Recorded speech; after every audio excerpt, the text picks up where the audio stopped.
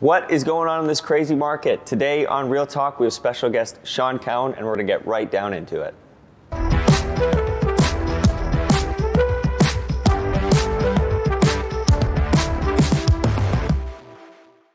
Hello, today we have the wonderful Sean Cowan joining us. Thanks for coming on, Sean. My pleasure. We thought you could illuminate some of the question marks. I think there's nobody better than you who can do it. What is going on right now with the market? What are all these things happening on MLS and offer dates and things like that? I guess the best word to say, it's changing a little bit, right? It's not what it was 1 month ago. It's definitely not what it was 3 months ago. No.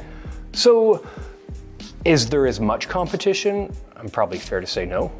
What do you think? No, there's not as much competition, but in certain cases there still is. For a really hot commodity, something that's really polished up, they're still getting the offers. Definitely. But we're really doing a 180 on our strategies in a lot of cases. Yeah. What we're really seeing too is homes are listed perhaps a little bit aggressively, and then come offer night, they may not actually get the price that they want. So maybe they might be hoping for 200,000, 300,000, 400,000 over asking, and then what actually happens if they don't get that, then the listing gets canceled, and then you see it reposted the next day for a higher price, and then the buyers are going, what's going on? I made an offer, why didn't they accept my offer? Because the market is changing a little bit. Yeah, it's really confusing when you're looking on MLS and you see something listed at, let's say $899, and then a week later you see it listed for over $1 million because they either didn't get offers, or the offers that they got weren't satisfactory. Because maybe that street was getting over $1 million, over 1.2 4 months ago, when they had 20, 30 offers. Now there might be, as we've been seeing on our team, maybe 2 to 10 offers, so not as many offers, which means maybe the price doesn't go like this.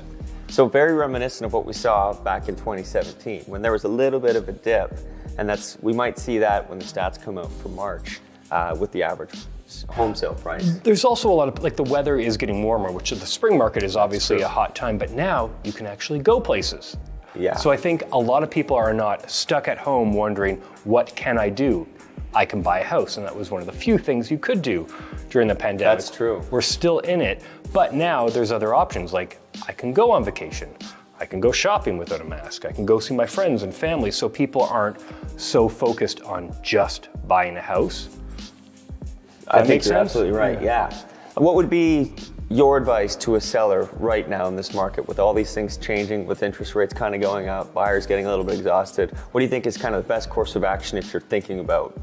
A couple things. If you need to sell, or if you're just thinking about selling, either one, have a conversation with a listing agent and really get a broad perspective on what's going on, not only on your street, but in your neighborhood, and look at the comps. See what's sold for listing price, see what's sold for over listing price, and in some cases, maybe see what sold for under listing price, and see how your home compares. Because what you don't want to do in this market is price it at the wrong price and then have it sit. 100%. You want to price it at a good price where you're going to get a lot of action in the door, and then sell for a really good price. How do you do that? You have a really good conversation with a listing agent.